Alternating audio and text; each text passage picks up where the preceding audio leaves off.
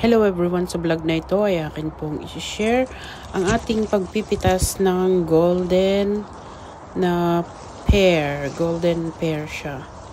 Ayan, makikita nyo. Hindi pa siya masyadong hinog pero guys, dumating na yung or dumaan na yung bear. So, unahan na natin. Kailangan na nating kunin yung mga bunga na kahit hindi pa siya hinog. Kasi pag nakita to ng bear guys, uubusin yan. Kaya, unahan na natin.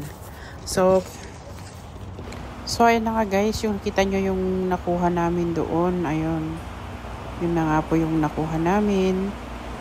So, iwanan po namin yung konti lang. Ayan. At sana maubos namin yung pinitas namin kasi medyo hindi pa siya hinog na hinog. So, sa mga manonood nito, huwag naman pong kalimutan na pakitamsak siya.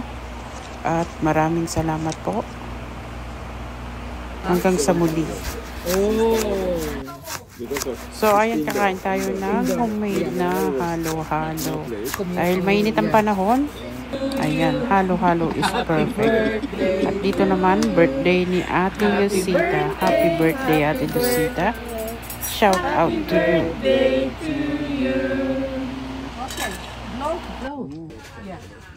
And then they send me to Amica. I have in Edgemont Village. I have on Highland. But it's in the morning. I start from Lower Capilano Road. I'm going that way. I have onto the bus. Next client.